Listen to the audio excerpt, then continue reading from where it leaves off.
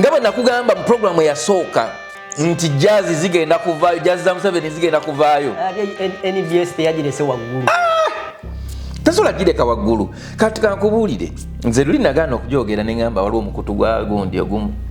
Naye NBS simanyi kiki kye mufunamu nga muwalampa Kyagulanyi oba nga muwa platform eri abantu abanafuya Robert Kyagulanyi Ssentamu. You are forgetting one thing. His Excellency Robert Kyagulanyi Ssentamu, like it or hate it, he's now the people's favorite. Oba mwagala oba temwagala, Bannayuganda home and away gwe basazeewo. Yalinnya n'abuuka ensi nga 3 okusobola okugenda mu America. Namunkanga yamunona kiki ekyaliwo. Kakati yazzeemu abantu bewandiisa abatooletoole abaali balowoozesa Bannayuganda nti okuva mu Uganda oteekeddwa kuyita ku International Airport Entebbe.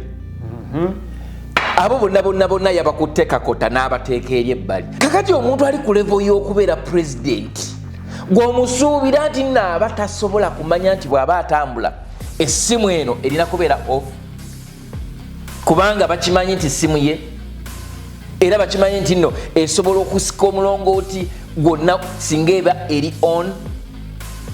Okimanyi nti His Excellency Robert Kyagulanyi Ssentamu yasobola okutambula n'afuluma Uganda nga poliisi, amagye n'ebitongole ebikesi byonna byebase. They slept on the job. Gwe wandibadde weebuuza lwaki abantu bwe baawulidde nti no one member of the first family ali admitted nga bava ku Twitter ya Kakwenza basanyuse. Naye gwe weebuuze lwaki abantu batuuka ku ssa ly'okucelebratinga sickness y'omuntu. Why would people reach an extent of celebrating the death of someone? Why? That's why question. Bwe babanga tebasobola kujeddamu mu State House, I want to assure you, buli ekinaabatuukako nga kibalumya abantu kigenda kubawa essanyu. You are watching The Answer Channel, a solution to every situation. Subscribe right now. Oli Munnayuganda wangalira mu diaspora, America, Canada, Australia, UK oba Germany ng'okola emirimu 2-3 wabula nga tofuna kadde kawummula oba kwebaka naye nga tokyasobeddwa lwaki ssente z'olina ku akawunti yo tezeeyongerako? Toli wekka, bangi kuffe twava eka n'ebirooto eby'amaanyi wabula oluvannyuma ne twesanga nga tukolerera kusasula bills zokka. Tusuba okubeerako ne famire zaffe era nga tuwulira tetulina kye tuyinza kukola kukyusa mbeera eno wabula singa nkugamba nti waliwo enkola esinga eya franchise digital business ebaddewo okumala emyaka 5 mugumu mu nsi yonna esobola okuyamba okukolera ewantu wonna kasita obeera ne laptop oba essimu ssaako ne wifi nga okola n'omulimu gwo ate ekirungi nga teweetaaga bukugu bwonna wa tekinologiya ng'ezimbiddwa okuyamba abajja ku kyeyonga ffe okwekolera ensimbi esasula obudde bwo wamu n'ebyo by'osobwa tukutendeka ne tukuwabula ne ku buli mutendera ng'oyambibwako abantu ab'enjawulo abategeera gy'ova. Tetusuubiza mpewo wabula yeno sisitimu gy'osobola okutandika okuyiga leero. Bw'oba okoye okukola essaawa ennyingi nga teri kuwummula nga te tulina ky'olaga kizivaamu, nyiga mu linki eyo wansi okumanya ebisingawo okuba ku simu ya Gerard Seguya oba gwe mumanyi nga Kakalamu The Answer ku +1647 821 8189 oba kyalina omutimbagano www.g-viepena.com. Tukwanirizaako nnyo yonna gy'osinzira okuba ate ng'otulaba omukutu bagwita The Answer Channel. Of course omukutu guno ogenda ku YouTube ogenda notekamu ekigambo DA nolekawo space notekawo answer nolekawo space notekawo channel ojja sola dungi okwate ng'otufuna era tutambule ffenna. N'olwaleero nalwo nsobodde okuba nga Mukama alukeesezza era n'aluzibya ku side egy'oli atulabira e Uganda. Mukulu gwendi naye waneeno nga bulijjo ye Mwami Matovu Junior Aloysius mutabani wa Mbega, abantu bo bakuyita Mr. Matovu, webale kujja. Owai, nyama naye simanyi lwaki. Naye sijja kati sigenda kuddamu gaana abantu kompita oba kompa bitiibwa bye bampa. Simanyi bantu kye bandabamu. Bakuyita Mr. Matovu, webale kujja. Oli ne bwabeera atya kasisinkana bw'abanga ayogera Oluganda alina okuteekako title Mwami Matovu, Mr. Matovu ninga I thank God for that honor nti mumpa ekitiibwa ba mumpa value nebaza. I don't take that for granted. A compliment always is appreciated. Ndi mutano wa Mbega Aloysius Matov Jr. Njagala okubebaza mwenna abatulaba yonna gye musinzira okutugoberera mwebali nnyo mwebali ddala video gye twasembayo okukola bannaye abantu basanyufu. Anyway, nze nnyumirwa nnyo criticism naye ku luno saafunamu criticism eri awo. Omusajja kirabika olwo yampeeza message nangamba weebale ne munaye kwezi yasirika kwezi no munaye yasirikira dda era tomutandika musajja sigenda kuddamu mmunyegako ate wamuyamba wajjamu ebintu era omanyi bayita royalty kitegeeza nti omuntu asobola okusigala nga akutwala nga taata ne bw'oba omukozi otya ne bw'oba omukozi otya ne bw'oyonooneka otya wabaayo oyo ajja kugamba nti no oyo taata wange kwezi weebaza omusajja ono naye era ndifuna omukisa bw'aliddamu n'agira nabijjemu ebifaananyi nabadde mbiteereddeyo abantu engeri gye natandika kwezi gye yansanga ne banteeka ku TV naawe mu butuufu wali tonteekayo kale kati naye wano nali ne kati wano olaba kati wano bali kakati naye okumye figa kati wano bali bankyazizako ku WBS omwami ne bamita Sewakiryanga mujjukira mu kadongo kanu yakola mu kadongo kanu kati ono oyo nze namukolerawo bwa MC ku mbaga Sewakiryanga kati ono omuvubuka ono yali atukwatakwata ku buddemodemo obwo waliwo tibye ku ise radio nga yakwata bamuyita Bwogere Peterson ono yali yesimbyewo nga kuba president gwalaba nga omuvubuka eyagamba nga mbu simanyi mugenzi omujjukira yali yesimbye kuba president omugenzi Peterson yono yafa yali yeyita bweyisi mugezi ne yeyita omugenzi yali ayagala kwogera kigambo omugezi ne yeyita omugenzi nekikwatirayo Uganda bannaye tulabye ebintu yono Peterson yali mukwano gwange siminako buzibu era yasooka n'okubeera kamera person ku Uganda byogere kuno sate no ng'ogikuumye si yeno anedda sebo badde ngaawe ting'ogikuumye kati wano New York Destaira New York ali wano ali wano ono omulaba nali mukyaziza ku TV sebo kati oli kwekigi no Delta TV no Delta TV binyuma nnyo ng'abantu babiraba naye okumya figa kakalaamu tebanfuukira ekizibu nina gegezaako biteekayo ku kale okumya figa olaba ndi ku TV sebo kati ono bamuyita kati ku Delta ani akututteyo eyo kati wano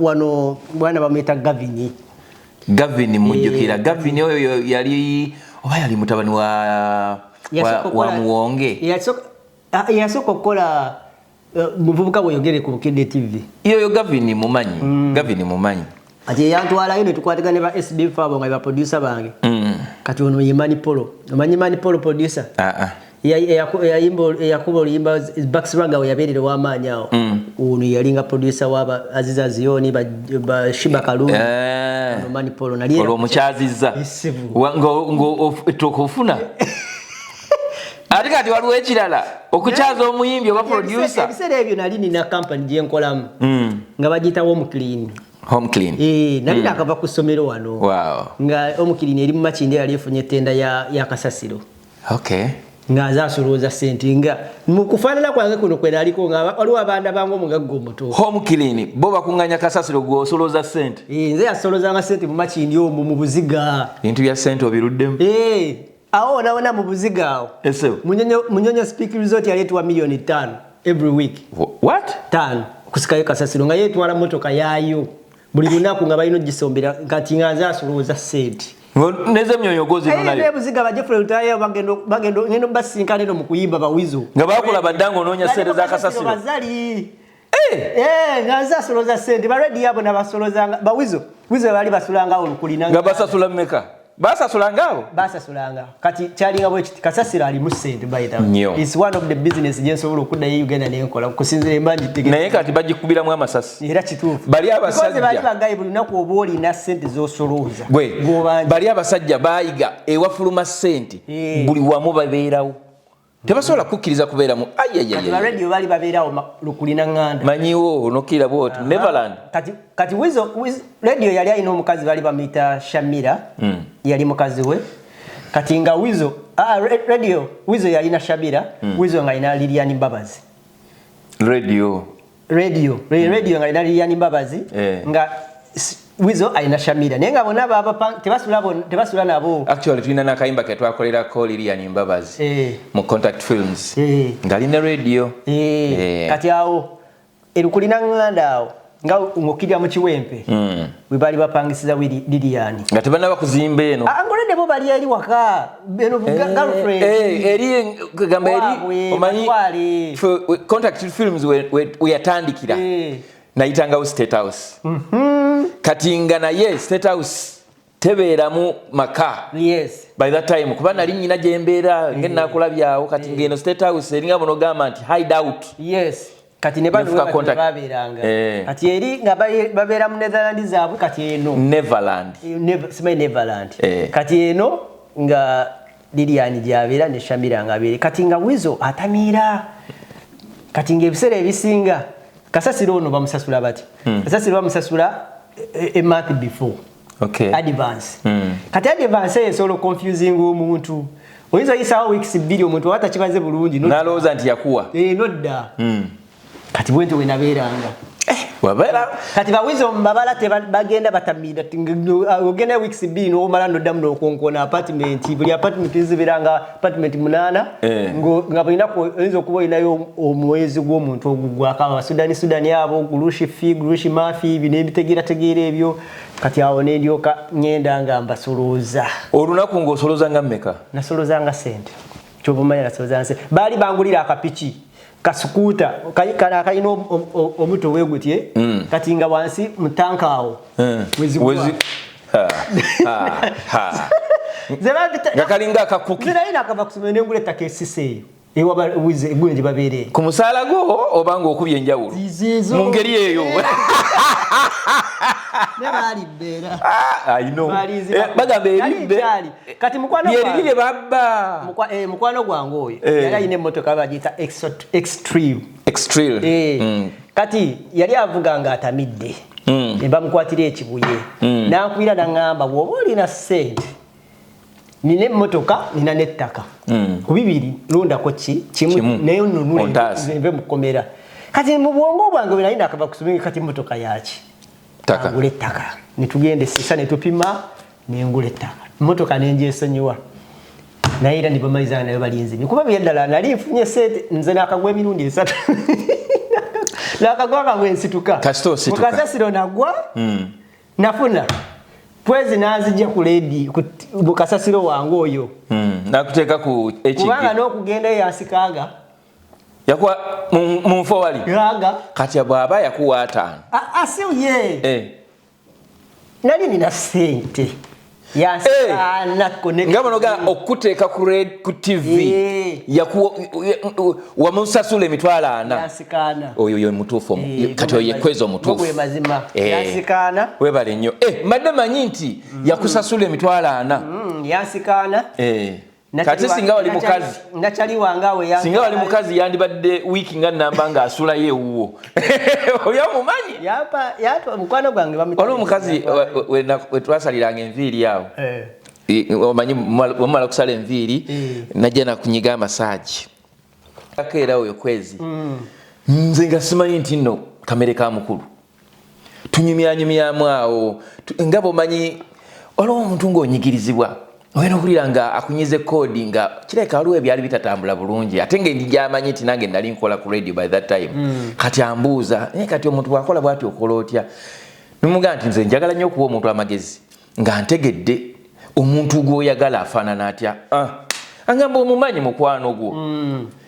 ndooza kwezi ojjukira omuwala yali mweru bulungi by that time yali alina omwana omu ngera yamupangisiriza nenga ngabonogana nti yatukolanga head massage nga tumaze okusala enviiri bambi yaŋŋamba ebintu byali bingi naye ebyo sigenda byogera ebyo byosi sigenda kumuddizayo kintu kirala kyena naye simayo oba yamuleka oba akyamwagala naye yamulinamu omwana by that time nze yanteekayo yebale naye tiyakuterayo bwereere yali tetwalina nnyo connection nye eri awo kati eyamunteeka kuba nali neewuunyiza bweŋŋamba omanyize kankubulire nze nina abantu bangi be nasika ne bafuuka ab'amaanyi olunaku olwaleero ne bwe mbadde wano we tuli wano nina abantu nga bwe nkwata peeni nsobola okubala nti omu 2 3 4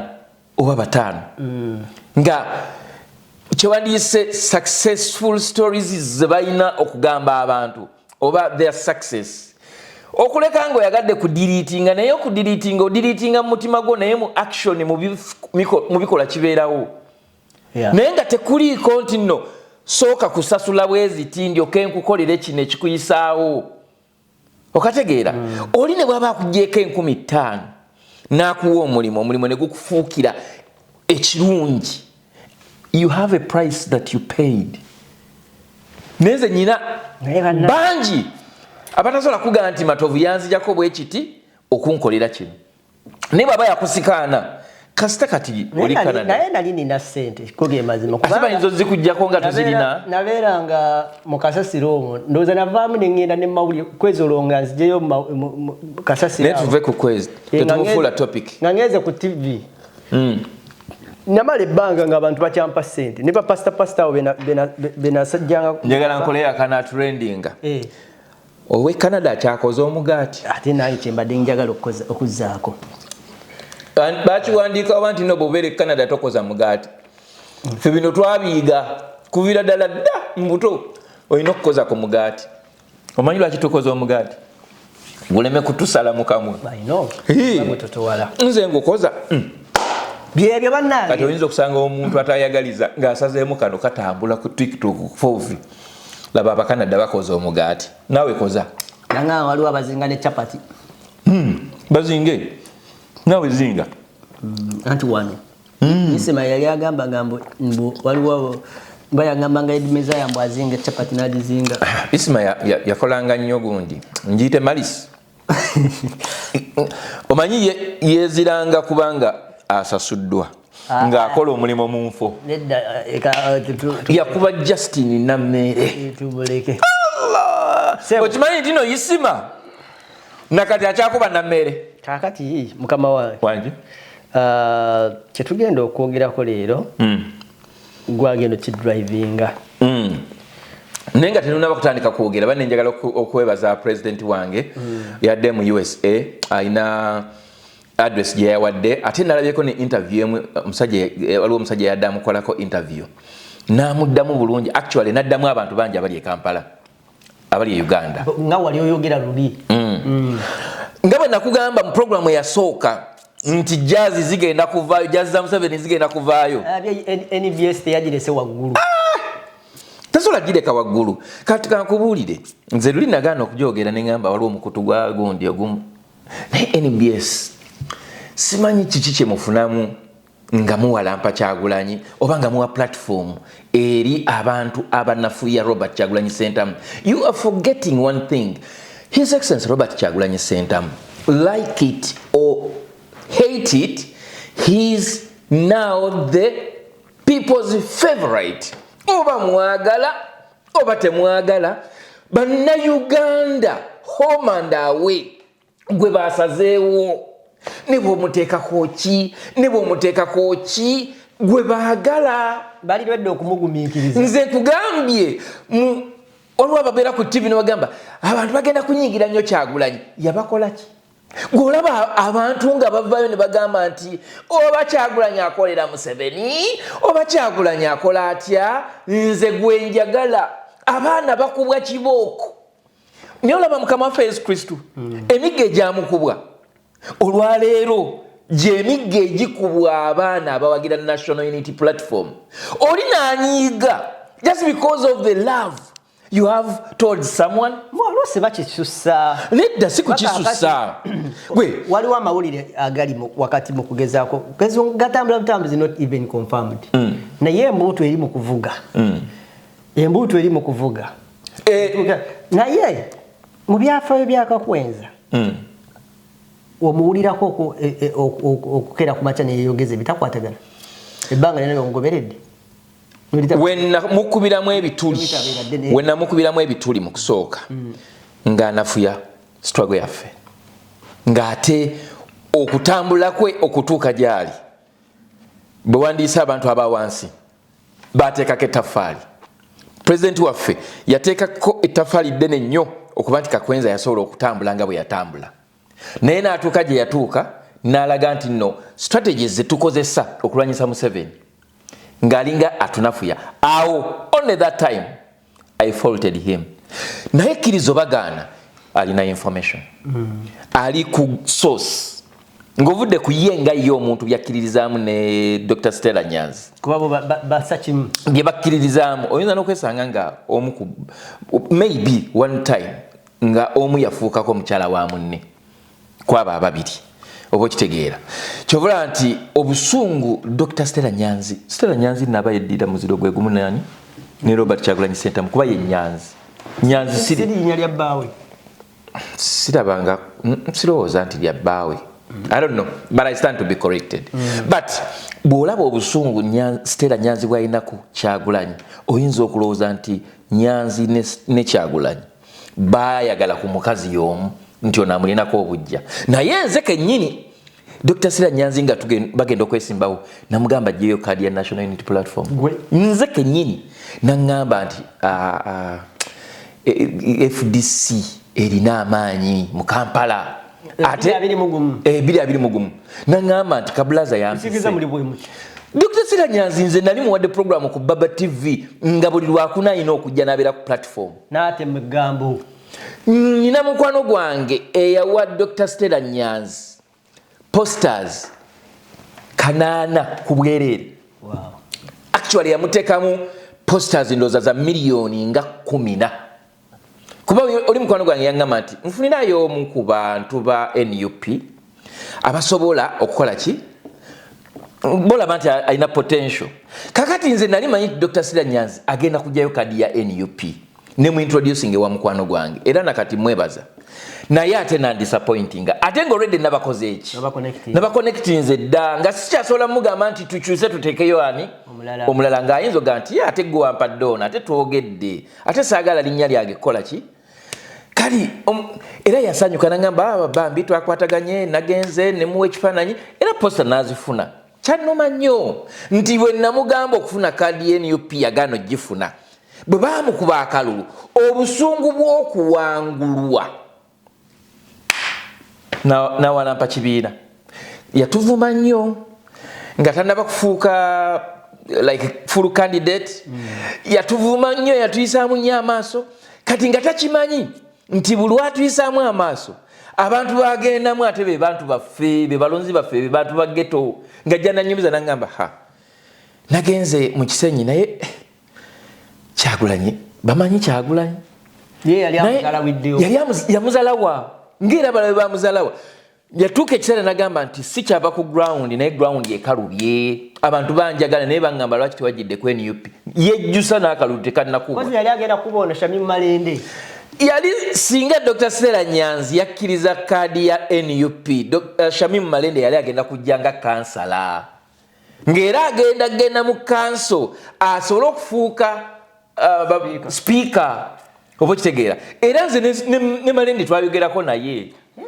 Shamim Malende ali story kimwana kati saawa eno sijja kulimba kuba siri ku ground naye kyemmanyi nti yali gumite mu kusooka kati simanyi I don't want to judge any member of NUP as of now kuba oyinza okukkiriza nti kana kaluke tubaddemu 2026 nga bwe bagamba nti it was a military operation tewaliyo maanyi gateereddwa ku bantu ba National Unity Platform abawangula akalulu n'abatawangula nga bwe kibadde mu kalulu kano.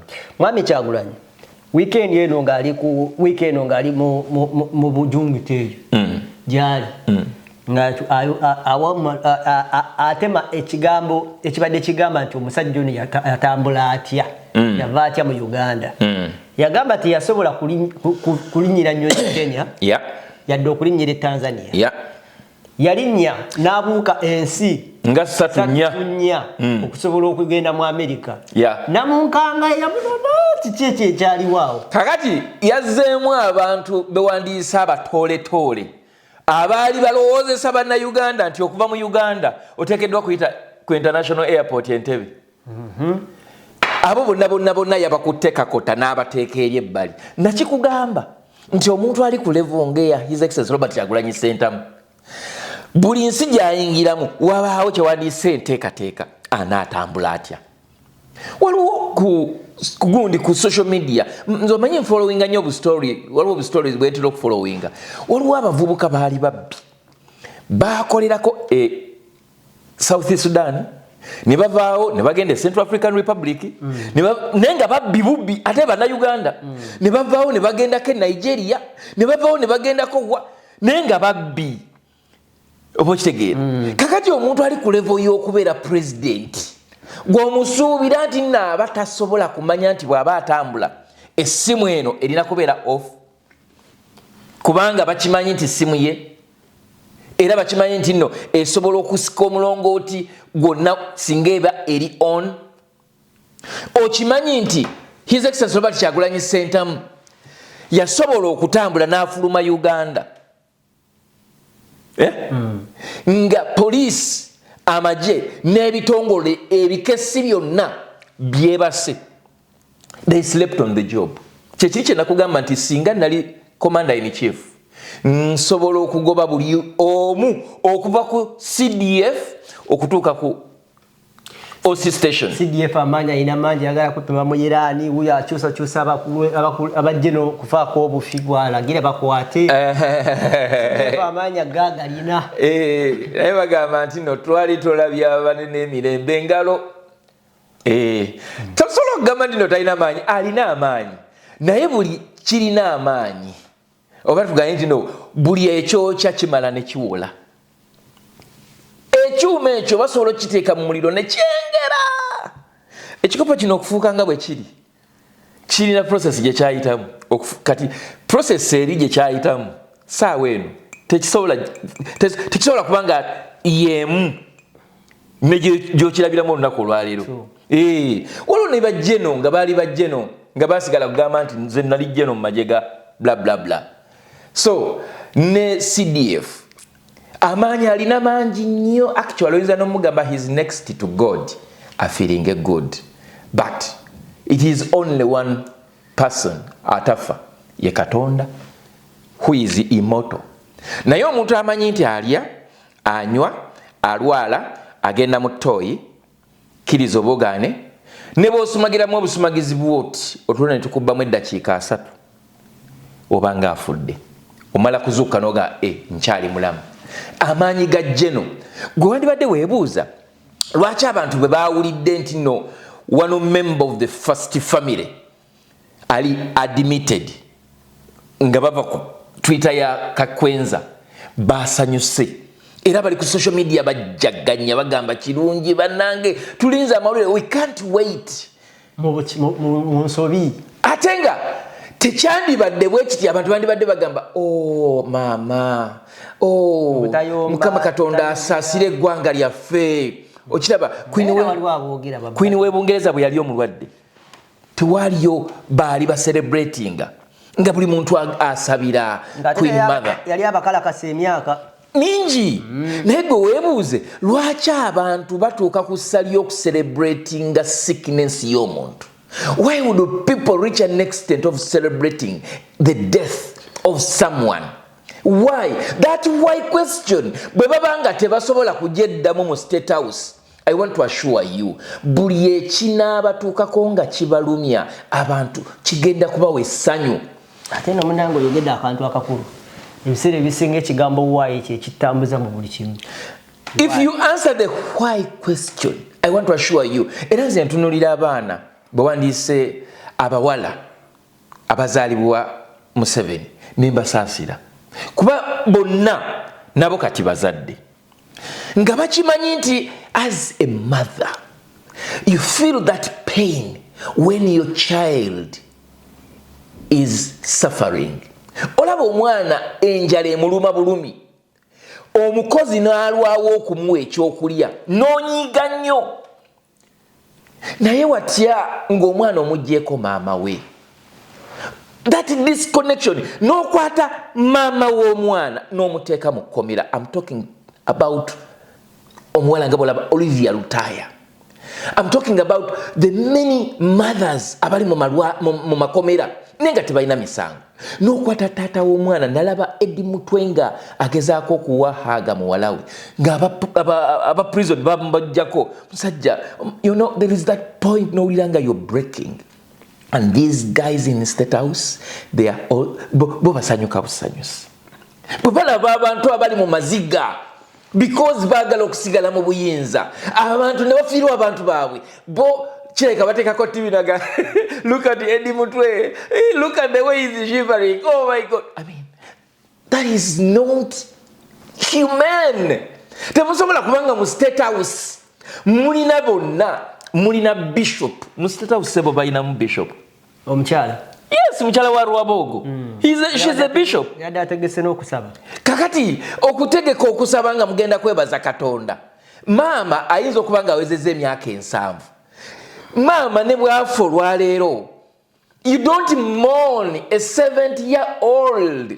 You celebrate.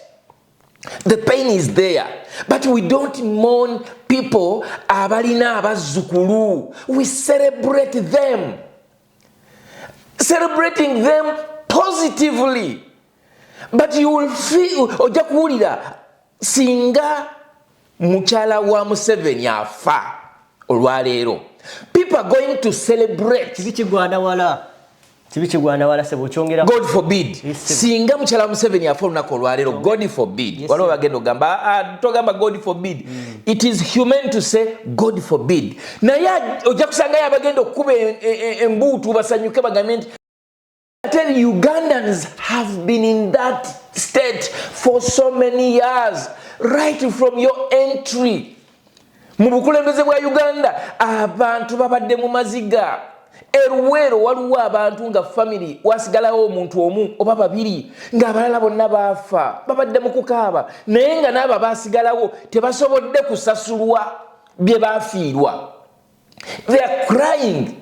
Si buli eyalwana mu lutalo nti musanyufu. Waliwo abamu ku abo abaalwana bwe baamala okulwana ne bawangula ne battibwa, their families babadde mu maziga ebbanga lyonna. So abantu bwe bavaayo ne basanyuka, understand it, their state. Kati nammwe bwe muba nga muwulira pain nga maama mulwadde nga temukyasobola n'omulabako, nga mulina n'obusobozi okumuwa the best treatment that exists on this earth. How about omukyala agenda ekiruddu nga n'eddagala bagenda okumuteekako alina okunoonya ssente ng'ate ne waalina okuzijja talinaawo? How about abo abasajja be musibidde mu makomera olw'okuba mwagaana okugula ettaka, baabagaana okubaguza ettaka lyabwe? How about abo abantu be mulabe nga balina ssente ne mwagala obbaavuwaza? Oh my God. I'm just trying to share the pain Bannayuganda gye bayisemu for the last 40 years. I'm telling you, mulimu abantu nga they have lost everything. Lwaki? Museveni alina obuzibu nti abantu abamuyambako nga ajja okuyeekera bwe baba nga bakyali balamu ng'akimanyi nti oyo yampa ssente, alina the mentality nti nga bwe yazimpa asobola nazuwa omulala ayinza okunzijjako. Kati what does he do? Abantu bana bamuyambako abajjawo agenda abadisablinga. Oyaga tukubemu disclaimer etya ku bino bye twogera eyaki kale abalabi ba The Answer Channel ebyo bye muwulira bigambo byange nganze, si bigambo bya mukutu guno oba ababiddukanya, n'ebigambo byange sina bigambo. ndowooza yange, it's my opinion. Yes. It is very bad okuba nti nno mmwe temuwulira nga bannayuganda bwe bawulira. Kyannaku nnyo okuba nti peyini y'abannayuganda bo gye babaddemu ebbanga lyonna mubakakka okubawa emisolo naye nga n'emisolo gye mubaka mulamu tegirabwako ku ground. Kati nalabye IGG nga bagenda bajja ebizimbe kwabo abamu abaali abakozi ba gavumenti abafuna obolyawo ebizimbe ebyo mu ngeri gy'oyinza okugamba nti etategeerekeka. Ebizimbe bimeka mukyala wa Museveni byalina mu Uganda nga bikwekedda mu mannya g'abantu abalala. Ye sente yazifuna atya? Si ye yekka. John Nasaasira right now ayinza n'okuba nga ali ku kitanda oba atudde waka naye ayinza okuba nga musajja wattu mulwadde naye ayina ebizimbe, ayina assets meka mu Uganda. Amama Mbabazi ayina amayumba ameka mu Uganda, yagafuna atya? That selective gundi persecution nemugamba nti ono oba ayinza n'okuba nga si Muganda, ayinza n'okuba nga ali bwati nemugamba nti kakati nemubibasesemya. Bwe muba musazeewo okusesemya be mulina okusesemya bangi. Speaker wa Parliament olubiri lwe yazimbye nga lusinga ne State House, weebuuze sente yazijjawa? Lwaki mukwata obwennyanja obutono ng'aganene gye gali? Omuntu nga talina bbanja mu banka nti yeewola biliyoni za Uganda 30 bw'abeera ne assets eziri worth 30 billion ateekeddwa okulaga bannayuganda nga bayita mu bitongole ebyo biwandiise ebirondoola engeri gy'ofunamu ky'olina, bamanye by'olina wabifuna otya. Bw'oba tolina looni you must account. Temulondalondamu bano banafu. Yes, mulimu abali mu URA nga balina ebizimbe, balina kino, balina kiri, naye waliwo n'abatali mu URA nga permanent secretary balina square miles z'ettaka. Matiya Kasaija alina square miles z'ettaka ndooza nga 5. Weebuuze sente yazijjawa? Minisita wa byansimbi. Yes, minisita wa byansimbi naye afuna omusaala. Economy eri mu nsawo ye. Economy eri bwet mu nsawo ye. Atunuulira kimu, buli agenda okufuna omusaala bagenda kukusalako sente. Naye nga bwe bagenda ozikuŋŋaanyaako bo bagenda kuinvestinga mu byabwe. Kakati peni y'abannayuganda eyo yeetuusa ku basajja nga ba Robert Kyagulanyi Ssentamu ogamba nti nno yava mu nnyumba ye nga teyeyagalidde.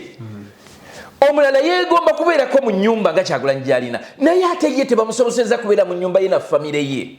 Famire ye etasobola kufuna remorse gamba nti nno okay tulina okuvuganya, naye ate okuvuganya okuyitibwa okuvuganya okwannamaddala kwe kw'okuba nti nno omuntu ajja n'ebirowoozo bye nammwe ne mujja n'ebirowoozo byammwe ne mubiguza bannayuganda ne basalawo ani alina ebirowoozo ebirungi ne bamuwagira.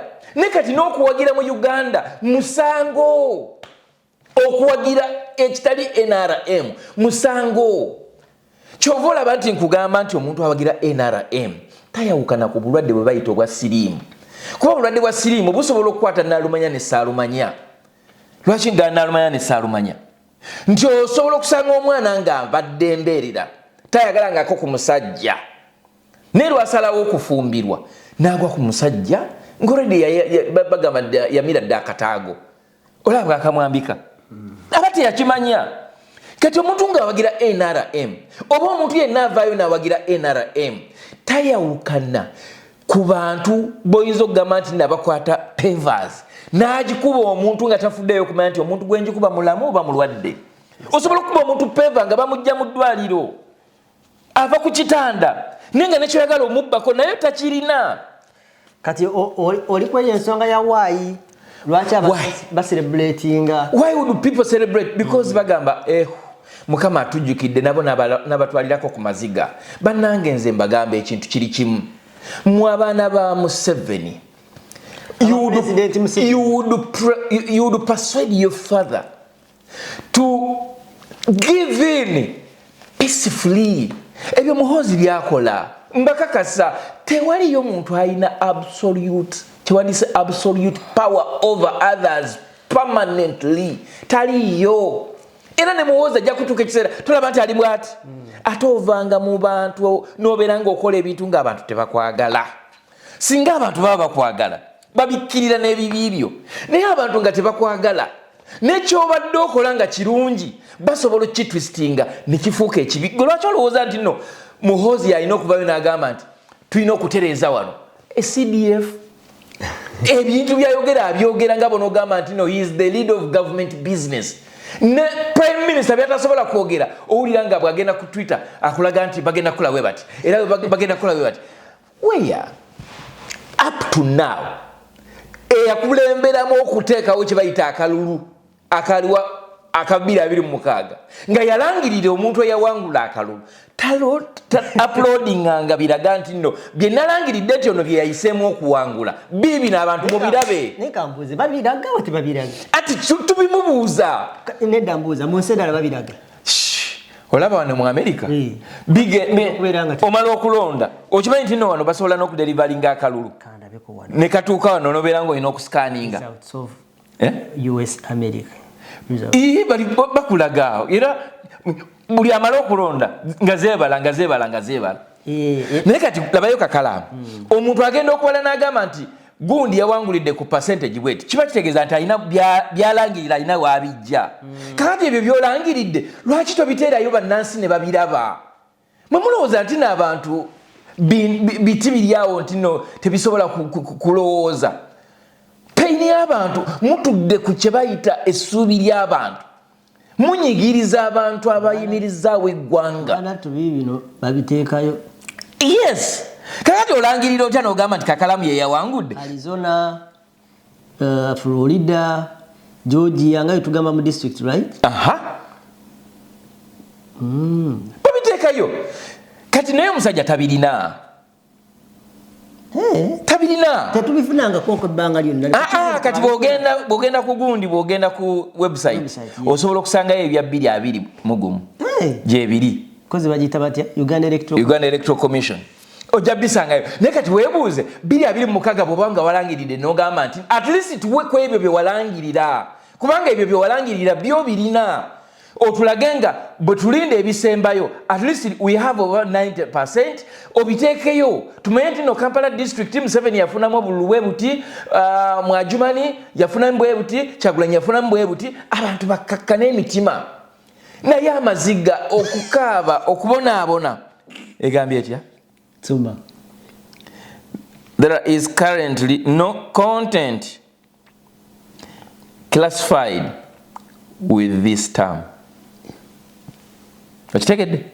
Naye ekyo kitongole kyatwala almost $1 trillion okuteekateeka akalulu ak'ekisiru.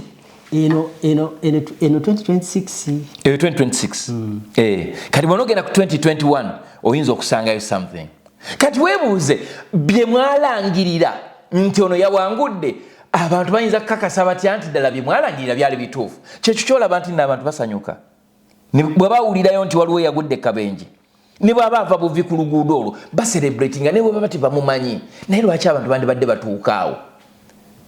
Era nze ngamba nnyo abantu most especially people in the diaspora ne bannange bano be bayita bakadaama asimaya bali mu Saudi Arabia n'obeera ng'oli Saudi Arabia ng'owagira NRM ng'owagira gavumenti ya Museveni. Nze nagamba mmwe ate obulwadde muba mwalwala sibumanyi sibulinaako na ddagala kuba ate mmwe mubeera bubi nnyo kuba mmwe mulabyeko ku nsi engeri gye zikulaakulanamu nti omwavu n'omunaku basobola okutambula buli omu n'ava mu distance emu n'atuuka wagenda. Okitegeera mu budde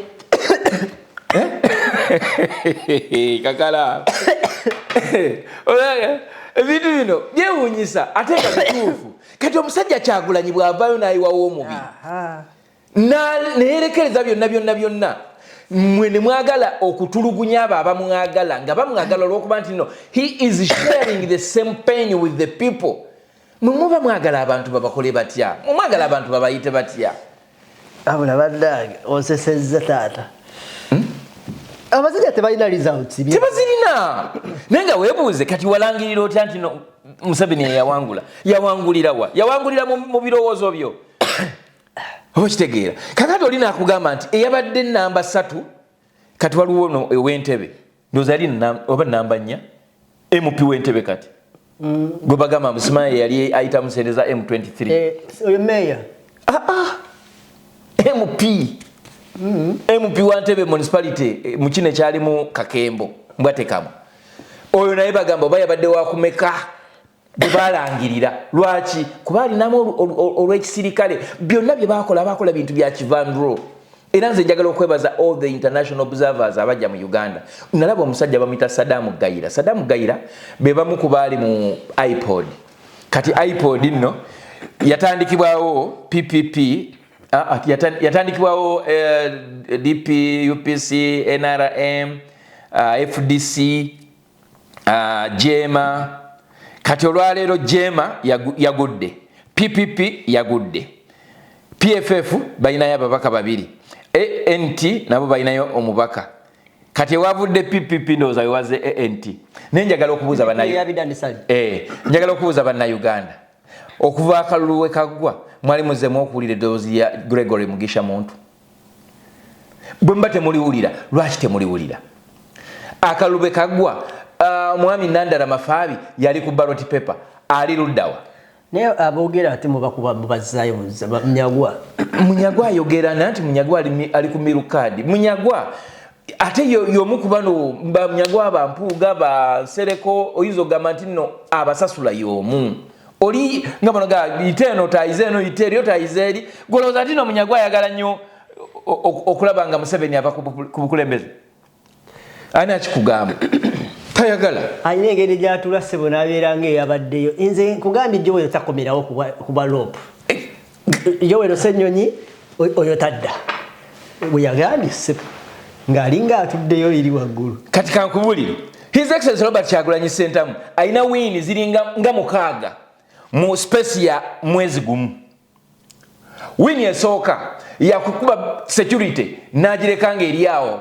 erya bindaazi n'agenda paka mu America naye ensi eyo kyegyagamba gye yabuukiddemu tikyetaagisa kati bannaye bwe tunaabibawa mu kaseera kano bwe tulibanga tututa obukulembeze biki bye tulibawanga ebyewunyisa akatabo removing a dictator ako kawandiikibwa naye baba kajja kutunda yes it is not easy wiini ey'okubiri omuntu nga twasembayo mulaba nga ali nsambya mu ddwaliro Babi Kyagulanyi okuddamu okuwulira nga afulumya eggwanga nga tewali n'akitegedde that's the second win ekyokusatu n'asobola okuwangula emisango nga tali mu kkooti nti yawangudde omusango gwe bayita ogwa Computer Misuse Act ogwa Nsereko is only remembered ku bintu biringa 2 mu parliament ebbanga lyamazeeyo omusango ogusooka gwegwo ogwa Computer Misuse Act gwe yaleeta nga bamujerega obanga bamuvuma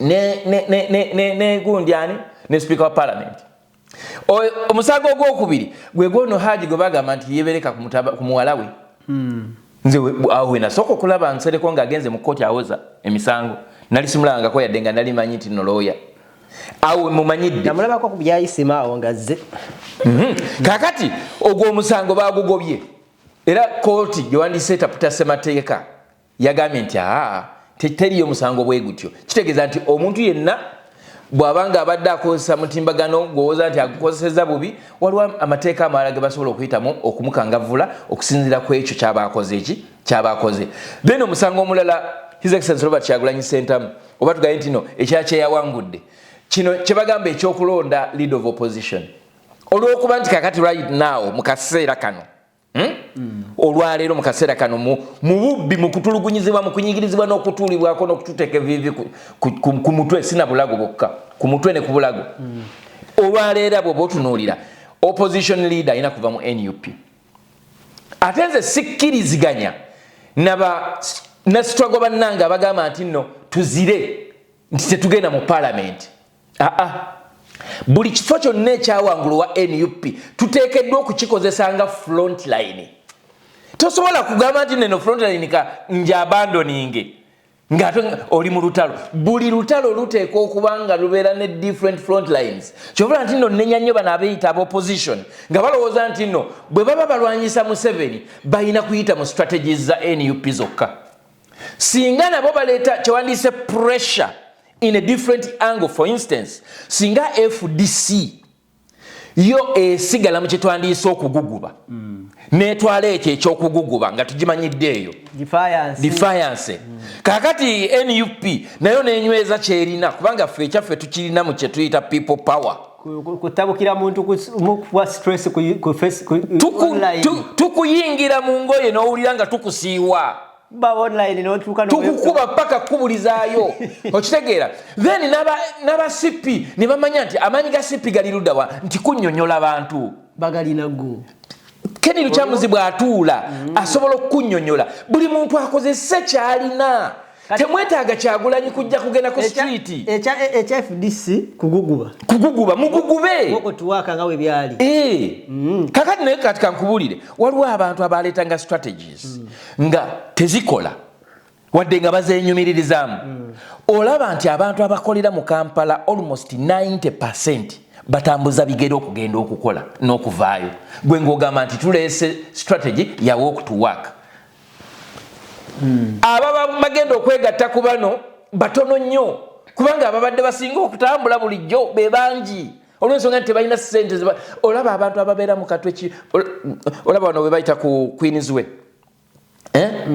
ekiro oba emisana oyinza okulooza nti abantu bagenda kulamaga naye abantu bagenda bakendeera mpolampola Makindye eyo egenda n'emira abantu ogenda okulanga ababadde 10 basigadde 3 basigadde 2 basigadde 10 mugenda okutuuka ekajjansi ng'asigadde ng'omu naye nga yakubye kagere and the same happens bano abajje Kasubi the same happens abagende Nateete batambuza bigere kati gwe ng'oleeta campaigning ogamba nti tugenda kuleeta walk to work kati gwe olw'okuba olina emmotoka bw'ovaayo nga tolina mmotoka yo olowoozesa abantu nti ne bana abatambula bulijjo goba mobilizinze temwali bantu bali awo nakatono era abantu bangi nnyo babakubiranga bwereere kubanga mwabalumba mu their normal life oba kitegeera babalumba mu bulamu bwabwe bwa bulijjo nkubuulira ebitundu nga 95 ku 100 bannakampala batambuza bigere kakati gwe ngoga nti twaleeta walk to work naakola ki strategies aba FDC zebagaze baleeta zonna tewaliwo n'emu yabatuusa mu buwanguzi kyokka baagala NUP zebeekozesa kati nze ngamba mwenga FDC mukozesa ezo PFF bye mutakkiriziganya ne FDC mwe mujje ne strategy eyammwe mubeere ne front line eyammwe ndoza yakuba simu kakati bwe babanga eyabwe yakuba simu kale babeere nga bali ewaka bakuba amasimu ku buli radio bagisaanikire nga tebakkiriza wa NRM kuteesa oba kitegeera ANT what is your strength kati agamaanyi yammwe koze yaki eyaffe y'amaanyi g'abantu people power kiki mwenyumirizaamu tukuyingira mu buli kamusuwa ayayayaya ogenda okuwulira nga ennyindo tugiyingiddemu ogenda okuwulira nga amatutu tetukuwa mirembe paka kuwulira bubi buuza Mpuuga ajja kukubuulira osaaga buuza Mpuuga era kati Bampuuga balinde kufunayo ku bufo mu NRM ogundi yabadde agamba oba yabadde mbutaliddamu kukyala ku TV we batamu Mpuuga bw'atajja aga prime minister obanga mu kifo ekinene yabadde ono eyakulamira Obuganda ndoza kisa kya Maria kale ate kati anti omanyi Museveni obuzibu bwe buli obwo Museveni kasitolingizamu gye bayita cabinet list ye Museveni ayagala okuzanya nti he's unpredictable though he is very predictable kuba omuntu gwoba wasuubiza naye abo bonna okukyamuki yali Betty Kamya we bali bawadde kunamaliza kati advisor bamuwa obwa minister yasooka kubeera ndoza minister wa Kampala n'avaawo ne bamuwa obwa IGG n'avaawo kati senior presidential advisor kati n'omusajja naye yasobola omukyamuukirizaawo n'amuwa obugombe ne bamuveera mpola kati Betty Kamya alinayo wasobola okwesimba n'ayitamu ne bwebeera bwa LC ng'agenda kubanga yakuŋŋaanya ennaanansi tebabumuwa kyokka nga baali b'amaanyi kakati kyova olaba mwe lwaki mulowooza nti nno buli muntu abeera okumpi ne Museveni agwa so nga ate alina obusobozi okuba nti nno byasaka ewa Museveni bisobola okumuwa obuwagizi naye Nsibambi mukyamufu Nsibambi ateeka okuba newborn yawulira naye ate buzibu bw'alina yatuuse Nsibambi obuzibu bwo buli bumu Nsibambi ali mu dya epya naye ate akyayogera ebizibu ya musajja ex we yaze n'ekitabo ekinene bwe kiti nsibambi obuzibu bw'olina wayingidde ddya era olina omwami omupya bakuwasizza naye ate bwe mubeera ku dining n'omwami wo ate onyumya ku ex wo olowooza omwami oyo anaakwagala munnaye olusi yerabiraga ebya ex bireke nga mu opposition kyetwandibadde tukolanga aba opposition yerabira akyali mu opposition mu NRM era kati goza ba NRM basanyufu kati nsibambi agenda kufuna bwa MP no si bwa MP agenda kufuna bwa minister agenda kufuna bwa director maybe tomaya bayinza omuwaayo bwa minister bamuwe mulimu abantu nga bo bakoyaga banega bampeka ndiye tulaba mawo yafunye n'olubuto mawo bamukanika yali agenze mawo olaba ne we yayesimbirawo kuwa president nga talina national ID babi mukaseera ako yali mulwadde tiyasobola genda kwewandiisa okwakana nga yali akwesimbawo kuwa president naye talina national ID ate nga mu mateeka bakugamba olina okubeera nga olina national ID naye kati ssebo oyinza oga nti yingini baginywezezza amwaye n'ekijujulo ekipya bwakyava London yeyo yonna gye kyava mawo kati bagamba nti aliisa buti biri ebyogamba mbu nno simanya tugenda kuleeta engeri gye tuterezaamu wano yabyerabira batugamba nti bw'oyingira bw'oba oyagala okulwanyisa omuntu omubeera kumpi katwagala okwebuuza Betty Kamya yatulanga mu cabinet meetings twebuuza ensonga z'opposition mmeka zezasobola okugguka nga Betty Kamya agenzeeyo Thomas Tayebwa bwe yagendayo ono omukyala kati abadde ye speaker wa parliament bwe batuuka mu ndeeri ne beegatta ku Museveni ne bafuuka bo Thomas Tayebwa naye yali mugube nnyo yali wa FDC nga muzibu nnyo nnyo ne weebuuze okwegatta kwabwe obufuzi Bobi Wine alyokangana jjaze nali sibitegeerako ddala era kyovula nti no Bobi Wine abalumya omutwe sina yadde kye nali ntegeerako abo bonna mbategedde ku guno omulembe kakati ye muntu yekka abadde mu opposition nga tatunuulira kye bayita ssente mu byobufuzi kubanga yakimanyi nti Uganda erina ssente nyingi nnyo singa ssente ezo ziteekebwa ku bintu ebituufu I want to assure you n'abo ababadde batamuwagira bajja kumuwagira nakugamba Bobi Wine alinga eddagala gwokimanyi nti twali mu campaign ng'abalwadde babaleeta ku bitanda naye nga just omuwakahaga ng'abanga awonye olina ndowooza ng'agamanoga kati ne bwenfa essanyu lyange ndituuseeko natunuliranga abakyala ab'embuto ng'omulaba adduka naye nga addukisa kye bayita essanyu addukisa essuubi bakakkana baali so disappointed obuwanguzi bwabwe bwatuulibwako bannakyemalira ensi yakkakkana ate si mu bubi ekyo oyinza okukiyita nti singa omuntu asirika ng'omunyigiriza n'atayogera omuntu oyo abeera wa bulabe nnyo okusinga omuntu ayogera actually njagala nakusinziira wano ngambe bannange mwenna most especially abantu ba NUP temuwa mulabe waffe lead butya bwe tusobola okumulwanyisa ffe twongere ku exposinga bizibu twongere ku exposinga weaknesses zaabwe twongere kuba nafuya tetubawa bwe tugenda kubalwanyisa kubanga buli we tubawaayo tugenda okubalwanyisa bafuna ebyokutulwanyisa ne batulwanyisa nga tetunanakola ki kutuukayo naye kye tulina okukola kwongera kuba nafuya okitegeera nga bwe nagambye kati otunulira family nga mulimu maama mulimu taata first family ne beerabira nti nno nga nabo we babeera happy nga bali ku dining nga balya nga banywa ne Edi Mutwe naye alina family ne Waiswa Mufumbira alina family mukyala we bamibina mulwadde naye kati gundi zonna ojjukira omusajja gwe bayita John Bosco Kibalama bamubuzaawo kati mukyala we ne bamutta abaana ne babalekanga nfuuzi basooka ne babafuula bamulekwa kati nfuuzi ne jjajja waabwe ye n'afa naye nga they are so happy era ndowooza babeera n'ebifaananyi eby'abaana ba John Bosco Kibalama ne baleetera abaana baabwe Natasha n'ateekaawo mu dining naga please come and see how your grandpa is making this family suffer bo ne basanyuka kankubuulire mulimu abasajja abamu nga baafa amaka bwe njogera okufa amaka okitegeera naye ng'essanyu lyabwe banyumirwa nnyo nga balaba waliwo abo abeerigomba mu maaso awo ne bibasanyusa balina n'omugaga gwe baŋŋamba abikola olusimbu tayaka kati ye kyakola ayinza okugula omuwala n'omulenzi n'abateeka wali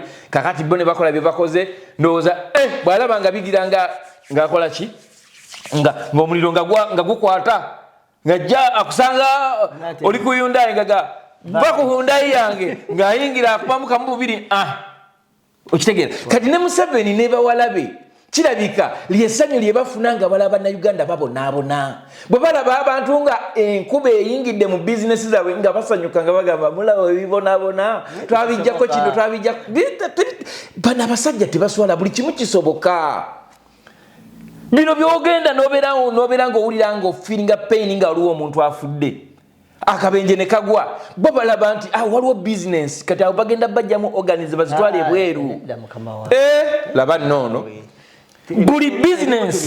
buli business kati nakugamba slave trade yabeerangawo mu biseera byabali bawadise ba colonialists kati tuyina kye twandise organic trade naye ng'omuntu agenda okutunda organs oba gwe bagenda okutunda nga organs oba gwe bagenda okukola nga organic trade olwaleero bakuwa ne tiketi ekutwala Saudi Arabia oba Oman oba wa ne baga twakufunidde omulimu kuliko emmere kuliko ki ne baagala nnyo okutwala abantu aba batalina maama atalina taata atalina awondera next of kin akusayiningira ye muntu oyo yennyini akola ki akolera ku paperwork ogenda toddamu kulabika mwebali singa bakola audit ey'abantu abayingidde mu gye bayita Middle East oyinza okwesanga nga 20% abayingira Middle East emyaka 10-15 egiyise nga they are not accounted for. Anyway, waliwo ekigambo kye bagamba nti tunaabiwulira tokimanyi olugero lwebagaa tunaabiwulira tadduukirira nduulu kati kyetugenda okusemba kyetugenda osigala nga tuli bwe tutyo bitambula era n'ekiraba kiyita nti binsanga wano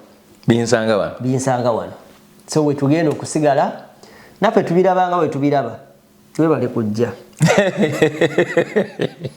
kakalamu bannange eno opinion ye naye Kampala enyuma akoze tali mu kupinpointinga muntu ina opinion ye era ntera nnyo bagamba nti ebintu byetuba twogerako wano sigamba nti paba babibreaking nakulaba lulingo linekayi wano sebo nga mwogera ne mwogera ku copyright nga musajja watu naye nga y'omu ku bayinza ga nti bamukozesa yatukozesa naffe yatukozesezaamu kati gwe kyolina okumanya nti copyright abayimbi gye basobola okufunamu basobola kugifunamu nga president is Robert Kyagulanyi Ssentamu kuba ye ategeera tebayita music ategeera kye bayita creating ategeera kye bayita neighboring rights ategeera jokede neighboring rights nenzikira mukwano gange Kenzo naye Kenzo olumu olinzita ddadi yagamba atolaba ne bano banneiba baffe Kenya Tanzania tosobola gato ogenda kuba music waabwe nabo copyright mukanda wange Kenzo omuntu oyigira ku mulimu naye baba oyigira ku mulimu kibi nnyo okubeera ng'oli president owa abantu nga ate abantu tebakulonda nga bakuleta president bakubaonaga yegwe president kintu ki ekiyinza okutandika nga bonogamba nti no omuntu okufuuka president w'abayimbi olina kuva eno wansi lwaki president Museveni yalekayo bawandiisa abasajja abategeera kye bayita music nga ba Moses Matovu nga ba Silver Kyagulanyi look at Silver Kyagulanyi yagenda ne mu ssomero okusoma amateeka ng'ekimututa okusoma amateeka ayagala kusinga kutegeera kye bayita copyright eno ekola etya n'ayingira omanyi omuntu ogaa ti kansacrifice ng'emyaka 7 nadda mu ssomero naye bwe batuuka okunoonya pulezidenti w'abayimbi ne baleeta Eddie Kenzo P4 drop out oba P7 kale ne webeera S6 nga naye olinayo munnamateeka era kaye bwe yali wano nga bakuba Wasula naga nti olaba muli nagamba nti Wasula yes baamukubanga there is no one asobola okukuba at the game that you started no one nze kino nkibagamba bakaye balwana nga bagenda kuyiga copyright bali mu benchmarking basuze mahoteli amalungi naye nga bye bakola byonna byali biyamba mu 7 kulwanyisa Robert Kyagulanyi Ssentamu. Sente zonna zibawa ba promoter, sente zonna zibawa ba artists, sente zonna tezaali nti zibayamba kutegera industry yammwe bajongeremu amaanyi mubere bagagga. Baali banoonya engeri gye basobola okubatema emirandira mubeere nga muli oba helpless nga muli awo. Kuba kati nkubuuza Kakalaamu, osobola okunvuma nga nze nkuwa zoolya? Kati waliwo omuyimbi asobola okubayo n'ayogera ku Museveni ng'akimanyi yafunayo 5, yafunayo miliyoni 2, yafunayo miliyoni 10, ng'osobola okuvuma Museveni ng'emmoloka gy'ovuga ye yagikuwa? Osobola okuvuma Museveni ng'ennyumba gy'olimu ye yakuwa sente ezagizimba? Si kuvuma naye okumugambako, okugamba ku byolaba ebibi. Kati ebyo bye baagala era bye baagala okukola ebibiina bye wandiise civil society organizations nga baagala okusalawo oba okusalirako ddala obuyambi bwebadde bafuna ebweru mu nsi ez'ebweru okweyimirizawo n'okuddukanya emirimu gyabwe mbu gavumenti ebivujjirire. Omuntu bw'abanga yakuvujjirira obeera accountable ku ye. Yasalawo ddira onoofuna ssente, yasalawo ddira otoozifune. Tosobola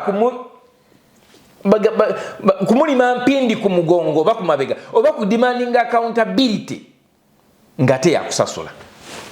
That is using legal means to weaken the watchdogs. Ebibiina ebyandibadde birondoola Sedu baagijjawo ne bagikuba ku ttaka naye Sedu baalina network ezirondoola akalulu baagikuba paka ku ttaka. Crispin Kaheru ya okakana kati ali mu Human Rights Commission. Bagambe organization ezisinga zaali ziwagira basulike ennenge. Kakati kankubulire kati bye bibozo ebiri e Kampala abasulike ennenge. Nalabye abaana bonna most especially by the way walaba babeera ku TikTok ko bawoza kino bawoza kiri baana balabika bulungi okalaba kalenzi naye nga kalinga akawala. Nze kino nkyogera bwenti mmwe abasulike ennenge dembe lyammwe kasita obeera nga gwogisulika mukkirizganyiza naye. Bw'abanga temukkirizganyiza mugende mu mbuga z'amateeka babataawulule. Ekigambo kurepinga muntu olaba naffe abali straight teturepinga bakazi tukwana akukkiriza n'okola ki bw'ogaana. Naye ate nvumirira ebitongole eby'ebyokwerinda ebikozesa okusulika ennenge nga punishment eri abo abali mu makomera. Ekyo kikyamu. Then n'ekintu ekyakye njagala okusembyayo olwaleero ku topic eyo njagala okusaba bannaffe abalokole mulekeraawo okutulaga nti muli mu business nga mufudde ebintu ebitalina makulu okufuuka enjiri gye mubuulira ku bituuti. Ate weewuunya endiga zo ne zikuba n'owulira abali ewooli nga bagamba nti kale ono yagambye bw'ati ne bakuba engalo, n'owulira abali ewoono nga bakuba ngalo, n'owulira oli okimanyi nti nno buli mulokole ayina security nga ate security ya mundu. Ate nga bamanyi nti nno teri akuma kibuga nga Mukama takoze eki. Lwaki tebasigaza Katonda nga omukumi waabwe? Bishop bameka ab'Abakatuliki abalina abasirikale ababakuuma? Alabika nabo babawa naye nga bamagandula. Nedda nnyo. Nedda ssebo. Kadino wali wabeera wandibadde nga waliwo battalion namba oba platoon nga waliwo abasirikale nga 10. Erubaga wandibadde nga waliwo aba SFC. Naye Mukama Katonda yakuuma. Newe munatambula n'abasirikale bameka waliwo abafiira ku nnyonyi nga tekuliiko yadde security, abalala bafiira mu ntalo, abalala bakuba butayimbwa, abalala bafiira mu accidents. Mukama Katonda bw'aba asazeewo okutwala asobola okutwala nga bwe yatwala Bin Laden, asobola okutwala nga bwe yatwala Gaddafi, asobola okutwala nga bwe yatwala Mobutu Sese Seko, asobola okutwala nga bwe yatwala Laurent Kabila, asobola okutwala nga bwe yatwala Habyarimana n'endadaye. Naye weebuuze bwemba ngenze mufeesinga ntya? Golowooza Yesu n'amala agamba nti on Monday ngenda kujja Christ Square, abalokole bameka abasobola okugendayo? Tukiira n'asonsulamu. Ekirango ne kijja ne bagamba Jesus said He's coming State Square SFC tesobola kukkirizawo ati Kololo, and he is inviting all the pastors, prophets, the apostles and the men and women of God. Olowooza bameka bayinza okugendayo? Omanyi ekiddakaawo bwoliwega if Jesus is coming yandibadde ateeka kusooka kwogerako nange. Oyo alabika ajja si Jesus. Batandikirawo bo bennyini okwewakanya. Babaga nti yeye yennyini kukikolabira nti yeye. Anti bwe yaze n'atulaga ebibatu ye nga bwe yabiraga gundi ani? Thomas. Yeah. Omanyi kye bayinza okugamba abalokole be Uganda? Eyo AI. Akumanta kumira mpeera.